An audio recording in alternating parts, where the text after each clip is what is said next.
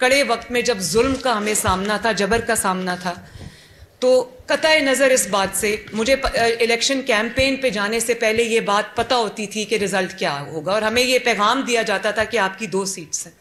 لیکن کیونکہ جماعت کی ذمہ داری تھی, جماعت کو زندہ رکھنا تھا, تو میں جاتی تھی, کیمپین بھی چلاتی تھی. لوگوں نے بہت ساتھ دیا, عوام نے بہت ساتھ دیا. جناب قائد اور میرے دوسرے قائد جو میرے چچا بھی ہیں, بڑے شفیق چچا بھی ہیں, آپ نے میرے بارے میں جو بات کر دی ہے, اور اس کے بعد جو سعد رفیق صاحب نے اور خواجہ آصف صاحب نے جو بات کی ہے, اس کے بعد میرے لیے کہنے کے لیے تو کچھ بچتا نہیں ہے. میں اس سے بہتر بات نہیں کر سکتی. میں آپ کی بہت شکر گزار ہوں انکل کہ آپ نے یہ الفاظ میرے لیے کہے.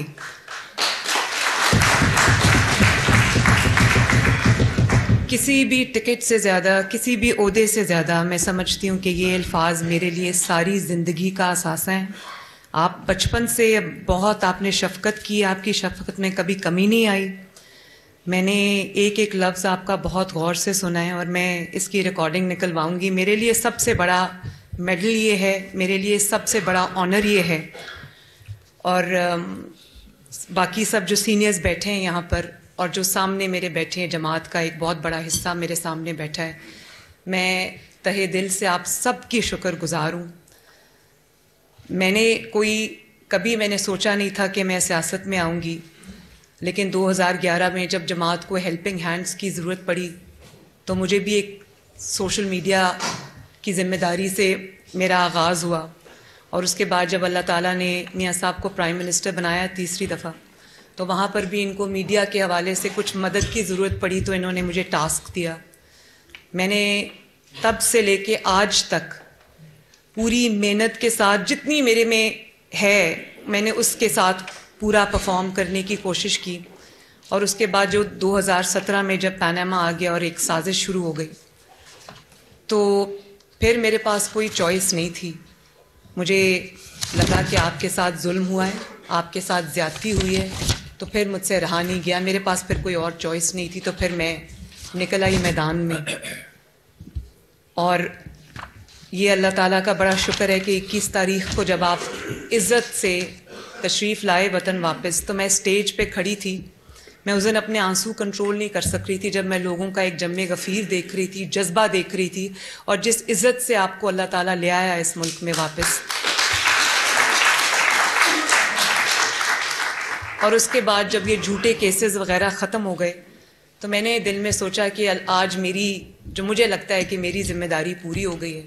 اس کے بعد میں اگر خوشی سے اپنی والدہ کی طرح, جنہوں نے دن رات ایک کیا آپ کی رہائی کے لیے, اس ملک میں جمہوریت کو واپس لانے کے لیے, لیکن جس دن آپ واپس سیاست میں آئے وہ آرام سے گھر چلی گئی.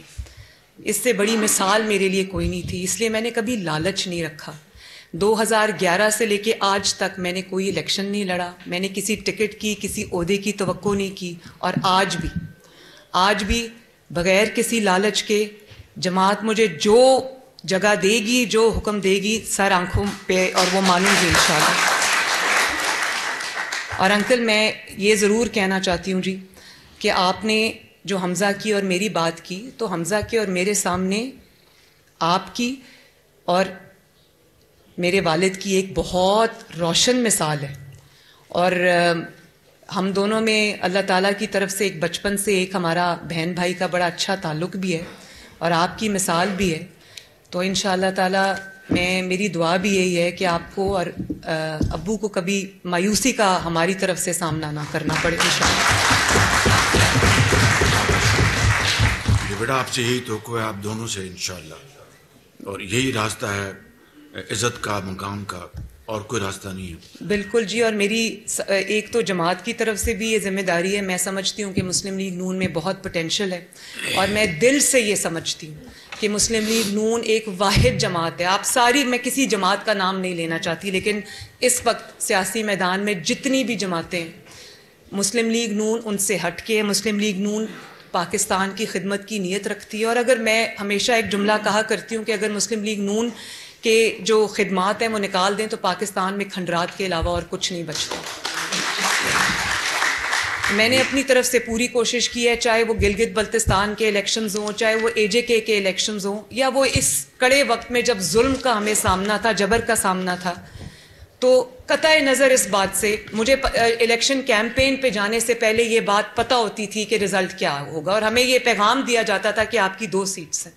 لیکن کیونکہ جماعت کی ذمہ داری تھی, جماعت کو زندہ رکھنا تھا, تو میں جاتی تھی, کیمپین بھی چلاتی تھی. لوگوں نے بہت ساتھ دیا, عوام نے بہت ساتھ دیا. اور جس طرح نیب کی ابھی سعد رفیق صاحب نے بات کی ہے, وہ میرے کریڈٹ پہ بات نہیں ہے. جس طرح آپ لوگوں نے, اسپیشلی لاہور یہاں پر بیٹھا ہے, جو اس دن میرے سے زیادہ پتھر آپ لوگوں نے کھائے. تو میں اللہ تعالیٰ کے بعد, میں اپنی قیادت کے بعد میں آپ سب کی بھی شکر گزار ہوں.